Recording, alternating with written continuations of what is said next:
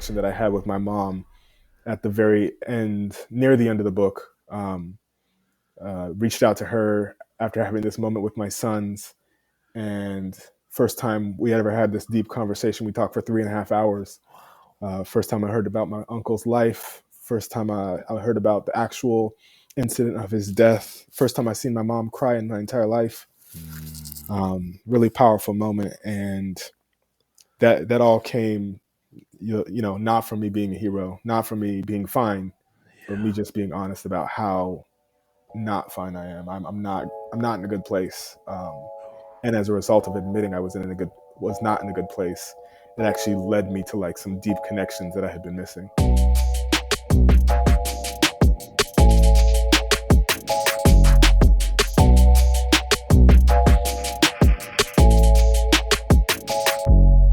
Welcome to Taking Off the Mask podcast. My name is Ashanti Branch, and I'm really glad you've joined us.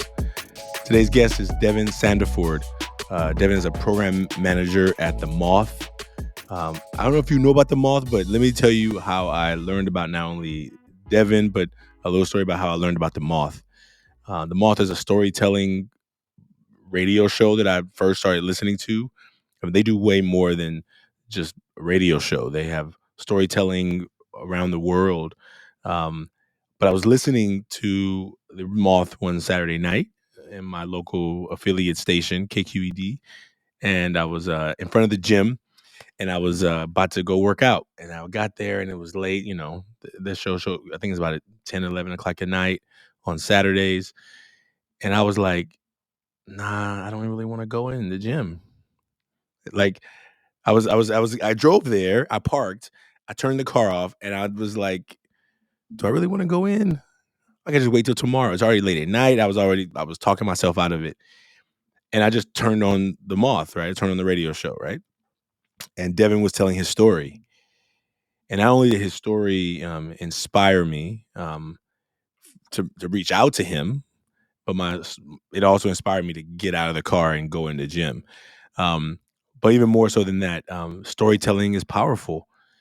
And what Devan has done with his story about his uncle is share a powerful family story that is about healing and about the journey of finding things that happen in our lives and how they pass down maybe from generation to generation, but also the patterns that we play and the patterns that we find ourselves falling into. I really hope you enjoy hearing about Devan's story. And we connect on lots of things, especially around these masks. As Devan is a storyteller, he resonates a lot with not only the story about his uncle, but also the story about loss and grieving. Thank you for being a part of our movement. If you want to make a mask, you can go to 100kmasks.com and you can share your own mask anonymously. Devan and I share our masks here publicly, but we invite you and people you know to share their masks anonymously. And maybe you will be able one day to tell your own story, to share your story with someone. That's what we hope this work will inspire you to do. You're going to notice some sound differences. Maybe you notice some differences in my voice right now. I think I'm losing my voice, or it's finally coming back, but my voice has been having some excitement over the last couple of days. So just know that maybe it's not your speakers, but it's definitely the season, and we're making it work. You'll notice the difference between the first half of the conversation and the second half because there was a mic change that happened in the middle. But just know that we'll get better at that part, and we will make sure not to create confusion in the future. But I think the storytelling in this conversation will be much more important than the audio quality you hear. I think you're going to hear our voices well. You're going to hear the stories well. And what a deep connection I was able to make with Devan during this conversation. We look forward to more of our young men coming on here and telling their story and finding their voice in the things that we go through on a daily basis. Thank you for being a part of the Taking Off the Mask podcast. Please like and share and subscribe if you're not already. And we hope you enjoyed today's episode.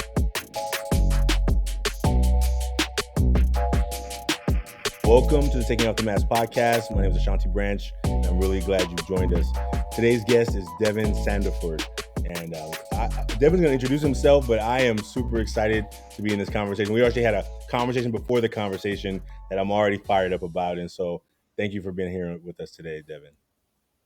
Yeah, thank you so much for having me, Ashanti. Before I even introduce myself, I just want to say an honest, heartfelt thank you for reaching out. When you reached out to me, it was a very special moment because I had been, always searching for more men who have the ability to take off the mask and to feel and to always be in these spaces where I don't feel like I have to like perform. So I really appreciate you reaching out and finding me. Well, ironically, I learned about you while you were performing, and amazing performance I got to hear on the Moth. And will you just tell folks about you? And I don't want to tell your story, but if you tell folks about you, who you are, what you're up to, and then we'll jump in. But I'm so glad to have you here. Yeah, absolutely. My name is Devan Sandiford. I'm a storyteller. I'm a writer. I'm program manager for the Moth. I have a really connected story to why I started telling stories. For a long time, I'd never shared stories with anybody. Nobody in my family was really about sharing personal stories. And I had just kind of carried that with me my whole life. From when I was 6 years old, my mom's youngest brother was shot and killed by the police in the front yard of our home, and nobody in my family talked about that. And I carried that silence with me everywhere I went until I really started to see the ways in which, really, when me and my wife had our sons, I saw the ways in which my silence was impacting them. And from that moment, it's honestly been like, oh, one person after another, it's been impacting. It's been impacting me. It's been impacting my wife. It's been impacting women of color. And so it's just been one moment after another of realizing how much silence hurts. And so I've been really trying recently to, get myself out of silence and being able to talk about the things in my life openly and honestly. And that's kind of brought me around to writing and storytelling, and then also going back into the community to try and find people like me who may be looking for just a little bit of a nudge to open up. Mm. Speaking of open up, I think you told the story about your uncle, and I was raised by my mom. My father died before I was born, and my favorite, I hate to say favorite because family members be tripping, but my well, my uncle in Arkansas was like my my dude, right? Like I didn't see him often. I only saw him if ever we got to go to Arkansas or if he came here, but he really was a big part of my life, And so when I heard you, like, he passed in 2019, Mm, um, and I have not talked about it much. I think it was when I went to Arkansas for the funeral, but I was holding space for my mom and for I was trying to hold space for everybody else, right? Like yeah, this is the uncle who was like the rock, and right, and so I felt the need to like take on that role of the rock. But I remember just being at the funeral home and like seeing my grandmother break down, seeing my mom break down. I was like, what? Like I had to run outside. I ran outside. I was like I'm trying to hold mm, it together, but yeah, I lost it. I lost it. And look, I just made a recording of myself, just like saying the story, like what I was feeling, because I had to go back in and suck it up, right? I had to go in there, right. and maybe I didn't have to, but that's what I felt I needed to do, right? Maybe it's self inflicted, but it's some old patterns, right? Some old habits that are hard to get away with, to get rid of, right? When you are used to holding space for everyone else. So Yeah, absolutely. And I think what you said about, feeling like you have to is something that hits me really hard because nobody ever told me like this is what I had to do. And now as I'm like realizing, it hits me thinking like, why did you do this? And I get into this place where I start to blame myself. Like, you didn't have to do this. You could have done something different. And I was, obviously I was young. And so um, I don't recall seeing anybody in my family cry. It was a pattern and a system that, that they took on. And I had honestly no idea why that was up until 2020 when I talked to my mom about it the first time. We had nobody in my family ever talked about it at all, and so for her it was like a completely different experience because her mom, my dad, they all witnessed this, And so people used to come over to the house, she was telling me, and my grandma would tell the visitors about what happened. And Mm, every single time my grandma told the story, my mom felt like she had to relive it, yes, relive it, yes, relive it. yeah, And so she decided that she, you know, why would she ever talk about it? She doesn't want to relive it and have to relive it. And then for me, me and my siblings were away when it happened. And so when we came back, and no one ever talked about it, and I took that on as the thing that was going to be happening. And then to see the ways in which that's impacted me, but then also intergenerationally has now, already started to become something that I was passing to my sons. mm, um, Really, really hard to look at. And then I will find myself going into spaces where it's like, blaming some version of me, whether it's 6-year old me, whether it's 12-year-old me.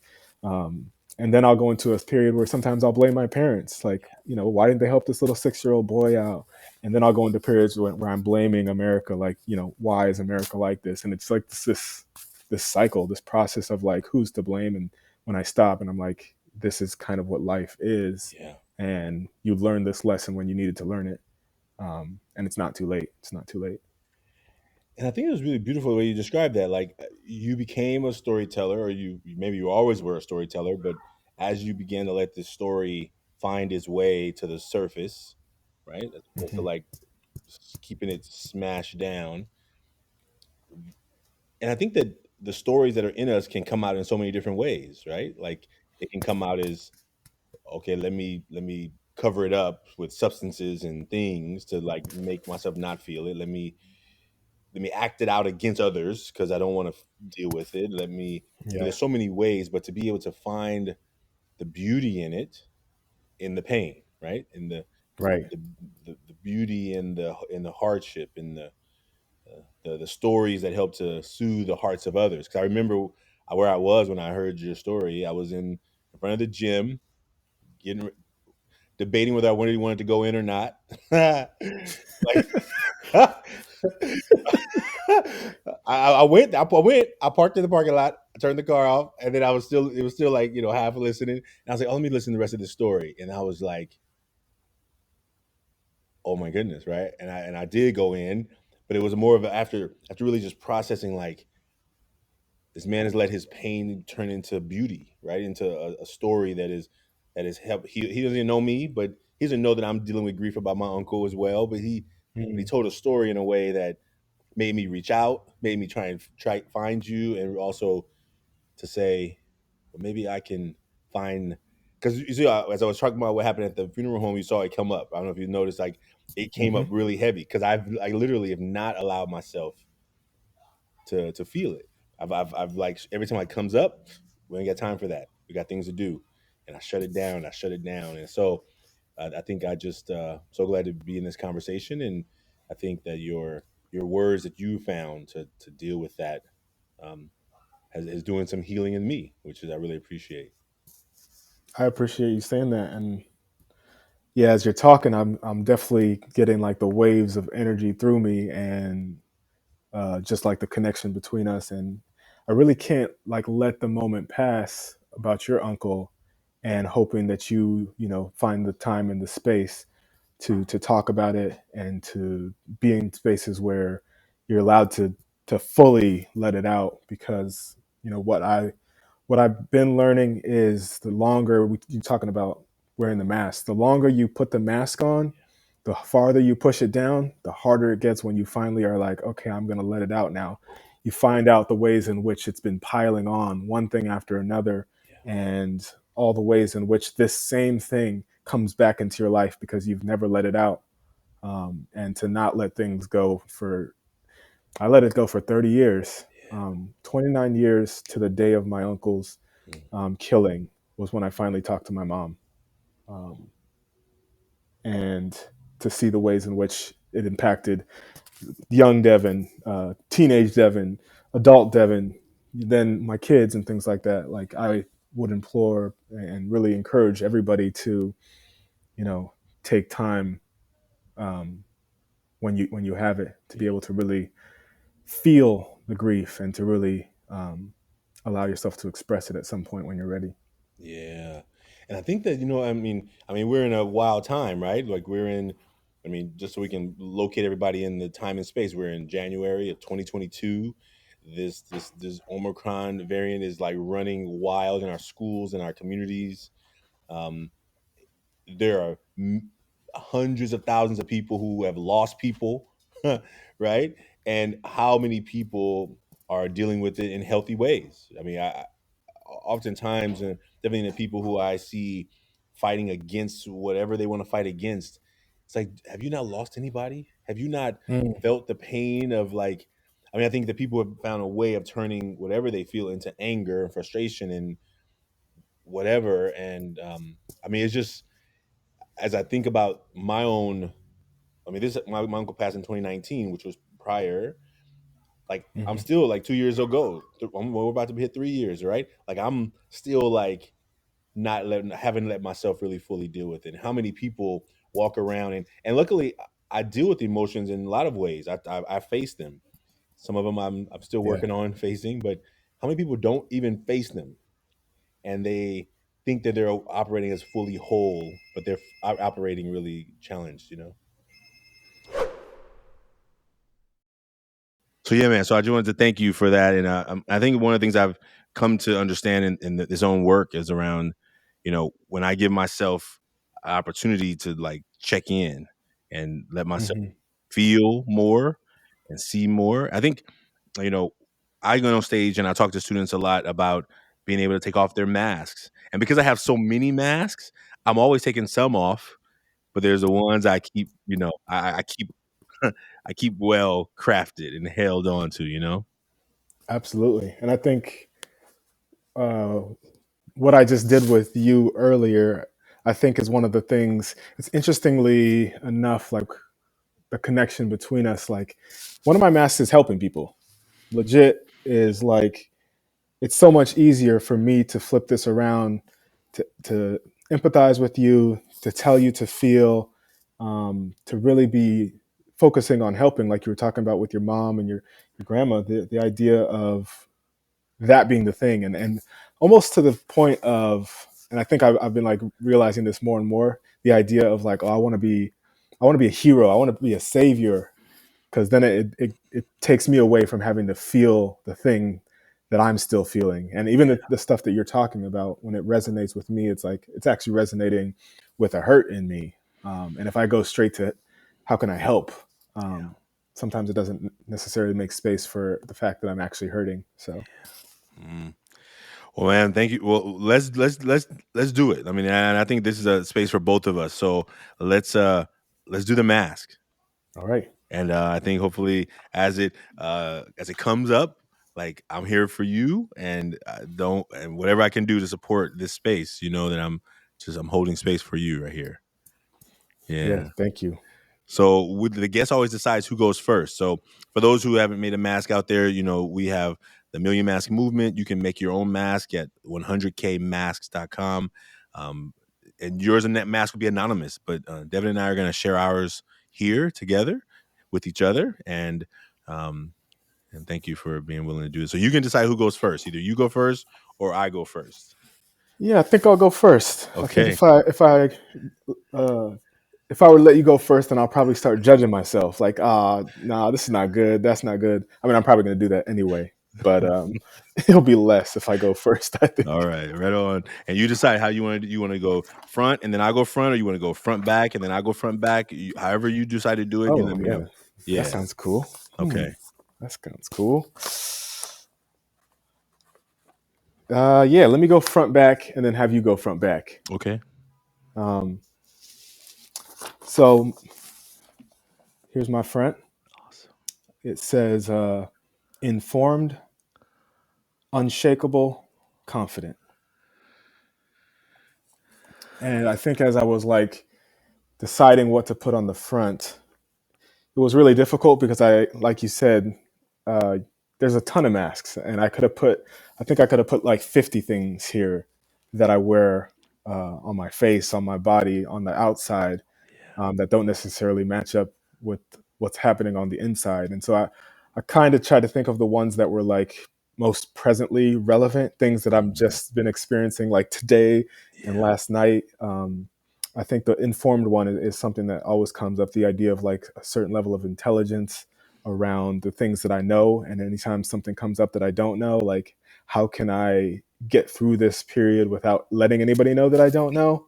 And how embarrassed I feel when it's something that I know. Actually, one of my biggest fears, the silliest fear ever, but one of my biggest fears is like randomly being in LA and getting caught by a like Jimmy Kimmel or Jimmy Fallon, one of those guys who's on the street who asks the people like just those really basic questions that everybody should know, and I would just like not know it and be like, "This guy is the dumbest person ever," and that's like going through my head. And so, wanting to stay informed and show like I know things. The unshakable one is a pretty obvious one for me. Most of my life, I'm the youngest in my family, and the way that I perceived my worth was in the sense of like peace, the peace and the joy that I brought. I would always be the one who's trying to like mediate. If my brother and my sister were arguing, I try and find a way that's like, how can I get them back to neutral? Um, if anything was happening in my house, I just tried to be the one that was strong and that brought joy back. And um, it was just something that still to this day I think I get a lot of my worth from, what I think is my worthiness. Um, and then confidence, you know, being confident is what allows me to go through this world and to interact with other people, to make it feel like I'm charismatic, which I think I am charismatic, but to really have this more so persona of like I can go into any space and this is a part of who I am. And I think the part of the reason I wanted to do front back is so that I could share how they like counteract of sorts. And so on the back, I actually put and I put little descriptions. I kind of couldn't just leave it as the word, so it's kind of hard to see. No, I can see it's good.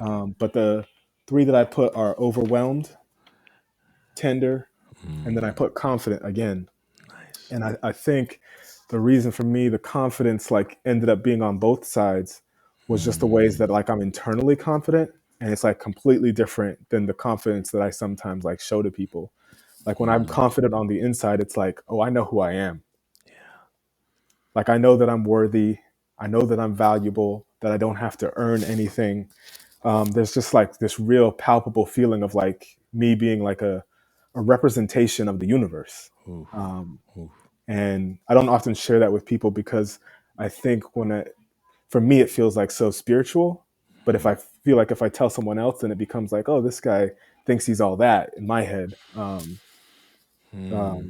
the tenderness, obviously, as a man uh, in our society, feeling like I have a big heart and I'm really highly sensitive, can be tipped off by other people's emotions by seemingly the smallest thing to anybody else, and it's the biggest thing to me. And to have that be one of my characteristics as a male in America has always been something that's challenging to show, but it is really central to who I am. And then feeling the overwhelmed feeling really comes back around to the idea of, how much I'm hurting on a daily basis, and deeply impacted by the state of our world, the state of my own home, my relationships that I'm in that are hard. And I say a lot uh, that I'm fine, and the truth is that I'm not as fine as I make it out to be. So that was my front and back, the masks. Oh man, brother. Thank you. Thank you. Thank you. Thank you for the way you described it and the beauty, and I resonate with so many of those pieces. And oh man, I'm yeah. I'm gonna start on the front, and I think the part of my like I think I'm really deep down really sensitive too, and I think I was reading this book called I don't think it's close by. It didn't start with you, and how they talk about how childhood trauma starts kind of before we were born, and some of the things happen before we're born, and as we grow into them and around them, how they show up. And like, my father died before I was born, 3 months, and what Mm, the way the book describes it is like I was swimming in sadness. I was mm, swimming in a pool of sadness for months, and I show up on a planet in a community in a body. an identity that doesn't let you show your feelings. You're not allowed to feel. Definitely not Mm-hmm. no sensitive feelings. And Mm. so I always had to like try and pretend like those weren't real and try and hide them, to tuck them away, to Mm. pretend like they were not really happening. And so, um, yeah, so I feel that, and let me and I really appreciated what you said earlier when you said um, how to be in this space and be a person who is giving and who's caring for others, and how to also be able to leave room for yourself. And I think my, that is so present for me and in this work. Um, and I appreciate you for just voicing that. So I'm gonna share the front of mine. Let's see if I can get it to focus. It's been having some focusing issues lately. All right, let's see. So it says dedicated, sensitive. I mean, oh, this is the front. Dedicated, serious, caring. I'm trying to read backwards. Dedicated, serious, and caring. Mm. And I'm gonna just focus on the dedicated one. Is always usually about work, but and also dedicated to like playing my role as a big brother, as a sibling, as a son, as a community worker, as a mentor, um, and sometimes so dedicated to the well-being of others, even sometimes even at the detriment of myself, which is Mm. sometimes interesting, right? When sometimes I don't even notice I'm not doing it, right? Like I'm on my way to the gym, I get a call from somebody who needs something. Like I was on my way to take care of some of my personal stuff, and then all of a sudden I'm like, oh no. And not that I'm not willing to do that for anybody, but I default toward, okay, what I need to go do. And at the sacrifice, I almost never say, oh, actually, I'm at the gym. I'm about to. I usually am like, okay, how can I help, right? And that's not. I'm not upset up that I'm a caring person like that, but I think sometimes I need to like make sure that I'm being caring for me too, Mm-hmm. right? I think it's. I never put my mask on first. I never put I never put my mask on. I'm the kind of person like, oh, I don't need my mask. Let me help everybody else get their mask on, and then I'll put mine on. Like, that's how I think, and I think I've been making a decision this year to like, as much as I charge my phone, Mm.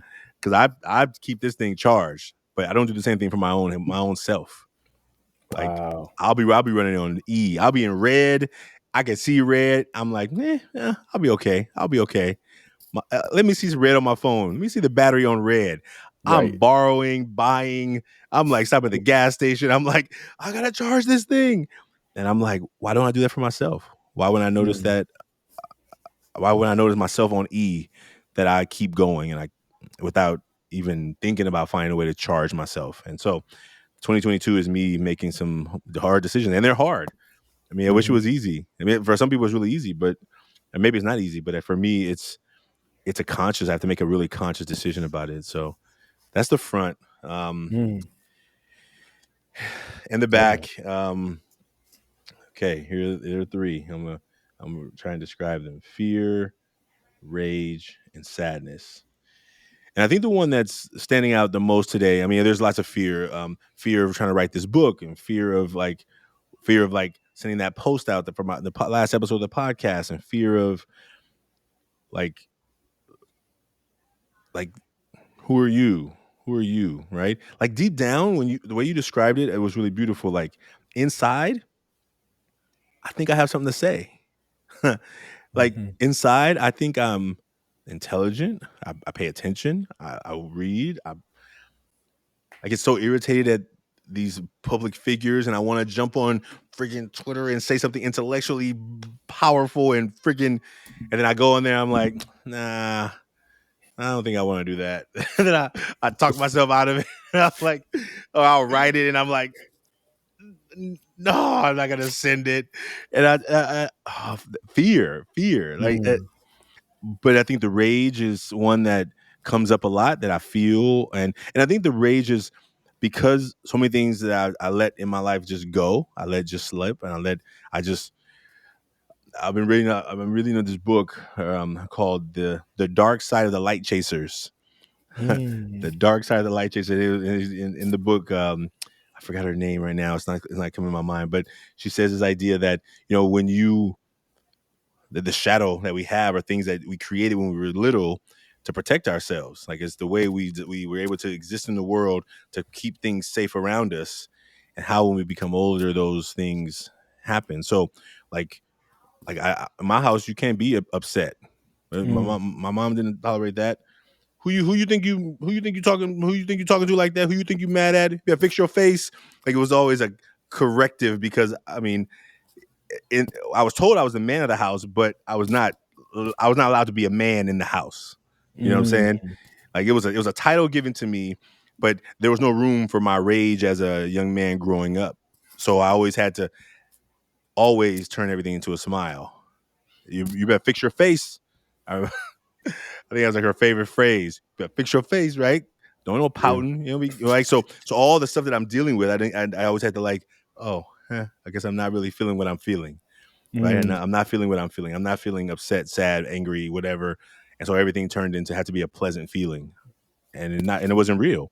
So the rage begins to boil and build, and I think and luckily I'm on a team of men, so I get every week I get a space to go and at least process some of it, and I don't have to, like, I mean, before I had the team of men, I didn't never dealt with it. So, and then yeah, and I think that's real sadness, just about the same thing about our world and about how people are willing to, yeah, how evil and hate is so running wild, and I don't get it sometimes. I mean, it exists, right? There's yeah. good and there's bad, but it makes me sad. So I think the sadness sometimes I just kind of try and be positive, to keep positive and keep focused on the good, and hopefully, I think Bob Marley said he got shot right before a concert, and they were like, "Why are you going to go to this concert? What are you doing?" He's like, "Well, the bad people are not taking a day off." He's Mm, like, "So I have to keep going. Like, you can't, it's almost like the people who did this to me, the people who are doing bad in the world, they're not taking a rest." And right. sometimes I just think about that, and not saying we don't need a rest. I think rest is important too, right? But ultimately, just knowing sometimes the hard work is sometimes hard to describe to people who may not get it. So that's the back, Yeah. that's the front, and Yeah. that's the back. Yeah. No, I love that. And I think the fear and the sadness connect as you were talking at the end, because the idea of, like, we definitely deserve rest, but the rest shouldn't be out of fear. Mm, If he's like, oh, those people shot me, let me take the day because I don't want to go back out there and have this happen again. It's different than, like, I need a day off to yeah, recharge. Like, my phone's at empty, let me recharge it. Is different than, like, oh, I don't want to have this happen again. Like, I maybe I shouldn't be out there. And we all know, being out there and making the music that touches the people's hearts, that's right, it was all about what he was. that's right, Um, that's right. so definitely got to get back out there. I love that. Man, revolution song, right? Can I I think can I ask real quick? yeah. I apologize, but I heard you talking about the book that you're writing. I'm writing a book myself, so I was curious, what's the book you're writing about? Oh man. Well, I don't know if I can claim that I'm writing it. I can claim that I keep talking about writing it, Oh, you're but writing it. You're writing it. Yeah. No, you are. well, I think now I'm glad to hear that, because I think that gives us a really powerful reason to reconnect. I think the first one is really a book of masks. We've collected in this work over 60,000 masks from more than 40 countries. We have a goal of collecting 1 million, right? So I mean, that's our big push this year. But I think what I've learned in this work around masks is that the reason it comes so easy to me to talk about them is because I got mine. And I think when I see and I go to schools and students are sharing their mask, most adults are more afraid of it than the kids, right? And I think when I was young, I wish somebody had asked me what was going on behind my good grades and my big smile and my big presence and being an athlete, and but no one ever asked. So I just kept it Hmm. to myself, and home wasn't fun. So I stayed at school as late as I could and went there as early as possible to just not be home. And And so when I talk to young people and I say, hey, I'm not here to judge you. I don't know what you've been through. I don't know what it's like to be you. You don't know what it's like to be me. But imagine we're probably all the same in so many kind of ways, but we don't. But we think that we not because what we look at on the outside. So yeah, that's the first book I think is going to be about my journey of like creating this movement, but also what I see and when I see a mask, whether it's blank or somebody will scratch something out, I feel it, right? And so I think that's the first one. And the second one is just a journey from being an engineer, wanting to be rich, and then deciding to go become a teacher, an educator. Like, like what? Why would you? That's if you want to be rich, you do not become a teacher. What are you Right. doing? But I Right. think rich comes in so many different ways. And so I think that's the more of the memoir story of like this journey of following your heart. Yeah, Yeah. absolutely. I'm going through that right now.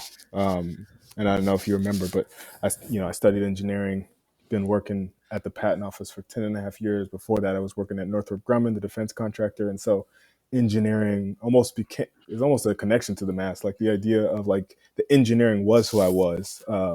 And the value, not only the dollar value of my salary, but also the value of being an engineer was something that was something I held on to pretty tightly. And so this last year, I left my job after 10 and a half years, went to go work at the Moth, a nonprofit organization about storytelling, and having to basically cut my salary by 60% to go work in something that feels deeply connected to my heart and feels like I'm showing up in the world in such a bigger way.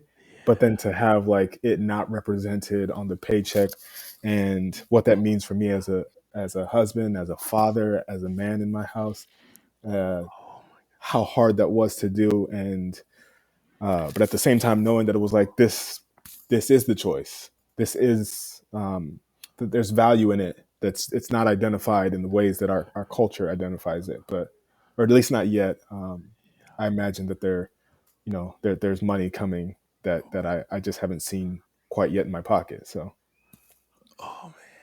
Okay, so okay. So when I left engineering to become a teacher, my salary dropped by 60%. Like I literally, wow, when you said that number, I was like, what just happened here? What just? And I think it was one of those moves that, and I think like when you tell somebody you're an engineer, there's a certain look, there's a certain feel, there's a certain like what, a yes, shock that it helps people and it feels good. That dopamine hit is a hit. I hmm know the feeling because I hmm remember as soon as I changed and I tell people, "Oh, I'm a teacher," it almost like they like, "Oh, so so so so noble of you." little pat Oh, pat. oh, that must be awesome. You're like, Why are you right? doing that to me? Yeah, why are you doing that? Oh man! And sometimes Yeah. I had to just play with it. I'll be like, "Yeah, I'm an engineer," and then they'd be like, and I work at a school, and then you get a little bit of interesting because they're trying to like figure out how to translate that to the reality world. But it was that feeling like you're like, oh, I know what I'm feeling. I know what I'm missing in this.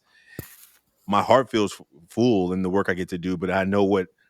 Oh man, wow. Yeah. Yes, And I think yes, that I imagine for you, same as with me, the flip now of for me when I announce what I do for myself, yeah, I get excited. yeah. But there's not necessarily the same excitement from the other end. That's right. And before when said what I did, especially at the tail end, like I was miserable at the end. So like for me, even if I said engineer, I work at the patent office, work for the government, any of the things, like Yeah. it's like a drain for me. And so to have that flip, the people on the outside no longer having that like, oh really, and then me on the inside now having that that feeling of like, yes, really, like yeah, Oh man, man. Well, man, thank you. And I, who knows where this is going to go next? Will you tell me about your book? Like, what is your book about? Like, would you be willing to share that?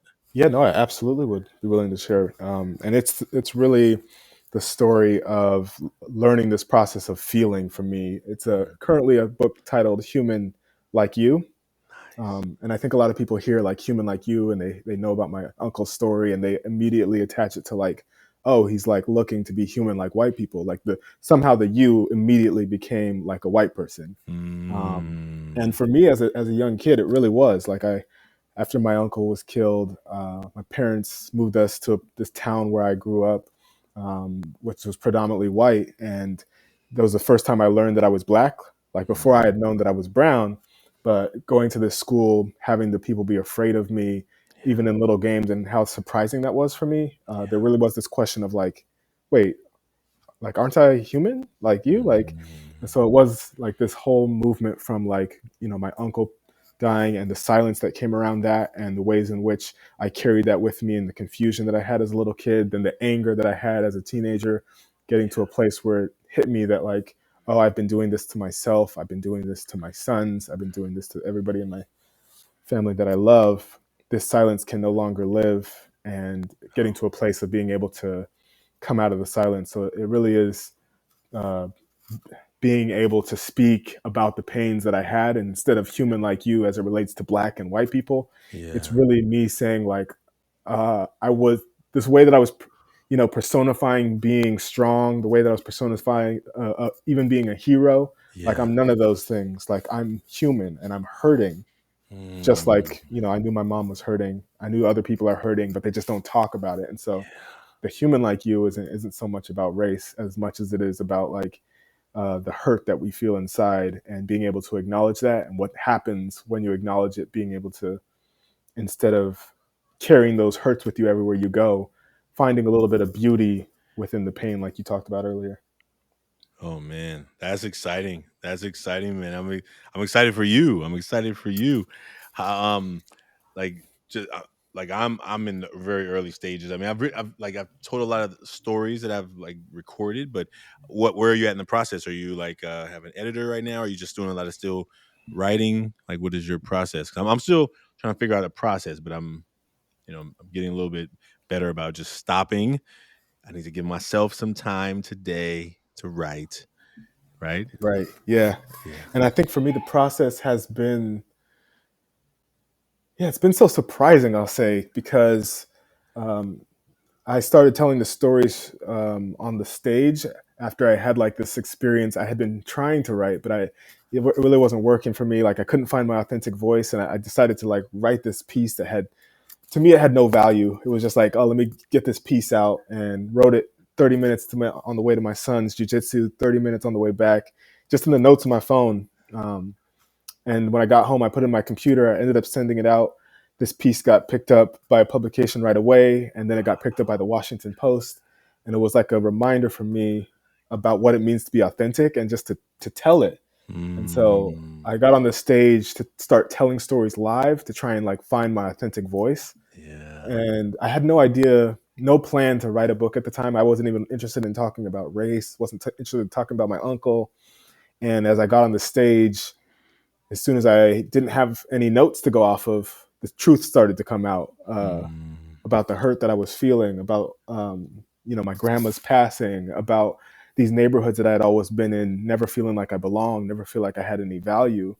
Um, and slowly, as I started telling more and more of the stories, I started to see this pattern, and it became like, okay, this is a book. Like I just got to do it. I just have to admit it. And from end of 2019, I'd say I started writing like every night with a friend. mm, And then the nice. pandemic hit, and at first I was like, "Oh, this is going to be terrible," but it actually worked out really well because it gave me an excuse to be inside. Every single day we wrote together. It was my expression and my release during this period that was really heavy. I Nice. would not have survived without having some type of outlet, Mm, and um, uh, finished a rough draft of the book at the end of 2020. I nice. had some more trauma that came. My therapist actually ended up passing away from COVID, Oh, wow.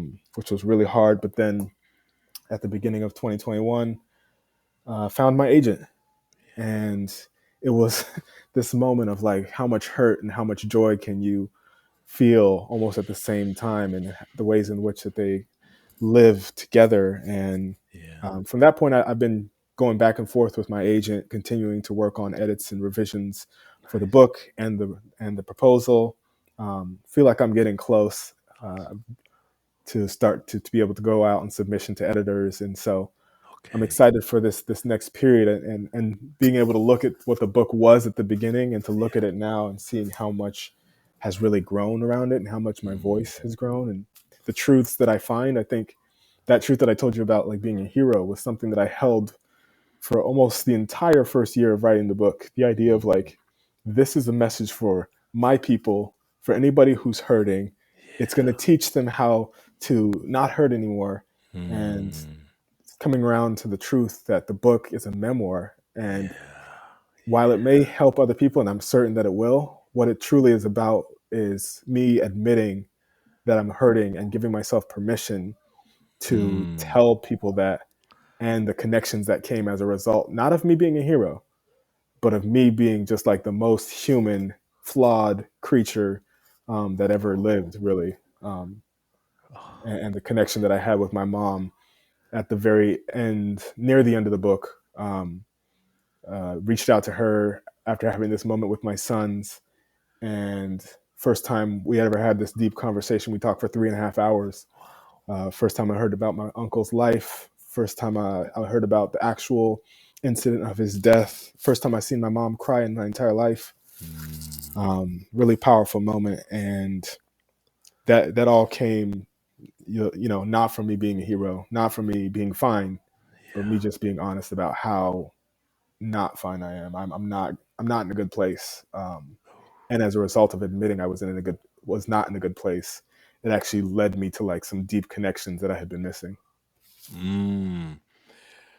Oh man, okay. So let me just tell you first that I think you are a hero, and I want you to know that in the work that we're doing around these masks, we have been creating. We created this adventure. First of all, thank you for the stories. The reason I want to tell you that you're a hero is, I think all of us have a superpower in us that we sometimes either acknowledge or not, but we probably have had glimpses of it. And what we want to help people in the world realize is that you finding your voice is stepping into this superpower that was in you. It was waiting. Maybe it was waiting Mm, dormant. Maybe it was tapping on your shoulder. Maybe it was like kicking you, right? But it was there. And I think for all the people who may reach out to you, there's probably hundreds who may never have the courage, or maybe just don't need to reach out to you. But you're gonna heal them. mm, Your words are gonna help, and whether that you consider that your superpower or not. But I just know your words sitting in the car that day, like they they were healing for me. mm. And so I whether you call appreciate yourself that. a hero or not, just know that sometimes the heroes among us are not the ones wearing capes, right? Right, But the right. ones that just give us a positive message when we need it, when we didn't even know we were looking for it. Mm, I wasn't looking for a transformational story that night. I was trying to talk myself out of going to the gym. And I right. was like, let me listen to the radio. And I clicked it on, and then boom, like, and it was a clear message that your work is not done, Ashanti. Your work is not done. And Mm. so thank you for that. So I just want to tell you that. Yeah, no, I appreciate that heavy. And I think what you're saying is something that I also need to give myself permission to like take hold of. It's kind of like the confidence thing that I was talking about.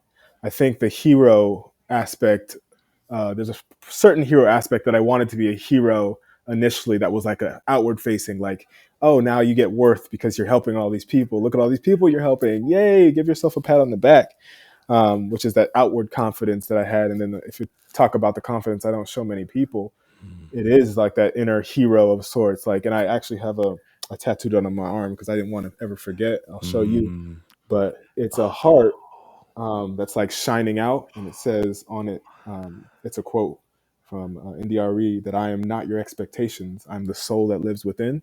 mm, And it's just for me the constant reminder of how much of a person that shows an open heart. That is like my thing, like not mm, to close up and not to be silent, but to just like give all of my heart to the world and to shine out like a light so that other people can like, feel the radiance and then also connect to their own radiance. As you said, like we're all heroes. And so yeah. I think there is like an inner hero that isn't looking for accolades, but that feels like a light. I think I was one of my favorite quotes, a Kanye line. Like he has like, what does he say? Um, I'm a star. How could I not shine? And it's like, yeah, we're all pieces of the universe, and we're meant to like shine. And so I appreciate you pointing out that distinction of the heroes we want to be on the outside. That is like, let me get my cape on, let me go out here and save some people, and the heroes actually that we are on the inside. Appreciate Oh that. man. Well, man, listen, I have a feeling that this is not our last conversation. But I want to thank you for being a part of this conversation, this mask and this taking off the mask. And listen, I want if there's ways you want people to you want people to follow you or keep track of you, and when the book comes out, what are the ways you want people to know where they can find you? Where can they hear your talk? Maybe you can tell them that. I will put a link to all this in the bio, but you could tell them how they can stay in touch with you. And I'm really just thankful for this time with you. Oh yeah, I'm so thankful for this time. This has been enriching, especially here on a Friday at the end of the week. I feel like it's just sending me into the weekend with all types of energy and vibes. If people are interested in finding out more, they can go to my website. It's my first name, Devan Sandiford, last name, devansandiford.com. And it's Devan with an A, Devan, and Sandiford, Sandiford. Just go to my website. The place I think where people will be most enriched is probably on my newsletter. It's the place where I can, at this point, I think, be the most honest, talking about the things that that I kind of hide from the rest of the world, and still to this day have a mask about. Even when I stand on the stage, there's times where I look out into the audience and I see people's face and I see the ways in which that like my words are like, oh, it looks like he's hurting, and I'll pull back a bit. And so now I think my newsletter is going to be this next space where I can be completely honest. And honestly, I'm maybe at this moment running from the masks because I don't want to wear them anymore, but they show up everywhere I go to try and come back in. So my website, devansandiford.com. If people want to hear my storytelling, they can go to themoth.org, type in Devan Sandiford. I got a few stories there on the radio hour and the podcast. And then I have videos on the website as well from me telling stories. So, well, we're gonna be connecting. We're gonna be. I already know. This happened for a reason, and it happened quickly for a reason. And I appreciate you. Happy New Year to you, brother. Tell those boys hello I will. from across the country in California. And I look forward to our next connection. Oh yeah, man! I cannot wait. Thank you so much for having me on. Hey, folks, if you want to make a mask, you can go do that anonymously at 100kmasks.com. You don't need to share it, but if you feel inspired, share it with somebody in your life. I imagine there's somebody in your life who would be willing to get to know you a little bit deeper than what you normally let people see, and maybe they'll be willing to make a mask as well. Thank you for being a part of our show today. Thank you for listening. We'll see you all soon.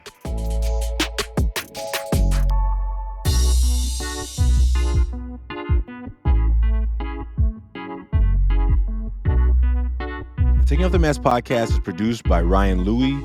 Editing, videography is also by Ryan Louie. Graphics by Kelly Wong. And a special thanks to the team at Ever Forward, Vanessa Cortez and Kevin Romero. And I'd like to thank everyone who's been a part of the creation of this podcast. As we hit this 1 year anniversary, we hope that everyone who's been a part knows that they're a part of the Taking Off the Mask experience. And we look forward to you being a part of it as well. If you liked what you heard today, please like, subscribe, and share. And we look forward to us continuing to offer conversations that matter. Take care. See you soon.